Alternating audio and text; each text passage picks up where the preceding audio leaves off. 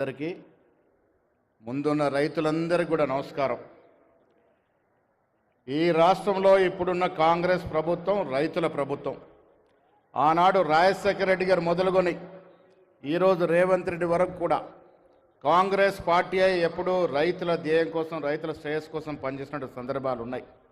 గత ప్రభుత్వంలో చూసాం, రైతుల కన్నీటి నుంచి నీరు కారుతూ ఉంటే కేసీఆర్ ఫామ్ హౌస్లో పన్నీరు కారినటువంటి సందర్భం చూసాం.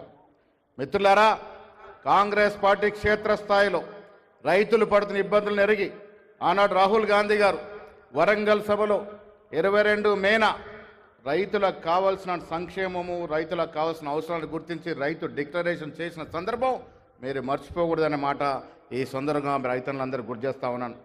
రాహుల్ గాంధీ గారు ఇచ్చిన మాట ప్రకారం మీ దయ వల్ల మీరందరూ ఓటేస్తే ఈనాడు రాష్ట్రంలో అధికారించిన కాంగ్రెస్ పార్టీ రేవంత్ రెడ్డి గారు ముఖ్యమంత్రిగా ప్రతి క్షణం, ప్రతి దినం రైతుల శ్రేయస్సు కోసమే ఆలోచిస్తూ ఉంది, పనిచేస్తూ ఉంది అనే మాట మీకు స్పష్టంగా చెప్తా ఉన్నాను. దాని కారణంగానే గత 10 ఏళ్లలో చేయనటువంటి రైతు రుణమాఫీ 18,000 కోట్లు 9 మాసాల్లో ఇచ్చిన ఘనత కాంగ్రెస్ ప్రభుత్వం అనే మాట ఈ సందర్భంగా మనవి చేస్తా ఉన్నాను.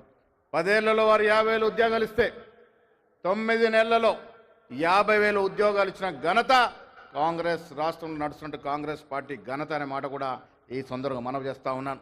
మిత్రులారా, రైతులారా, మల్లికార్జున్ ఖర్గే, సోనియా గాంధీ, రాహుల్ గాంధీ, రాష్ట్రంలో రేవంత్ రెడ్డి, బట్టి విక్రమార్కతో పాటు సీనియర్ మంత్రులందరూ కూడా రైతు కుటుంబం నుంచి వచ్చిన వాళ్ళమే.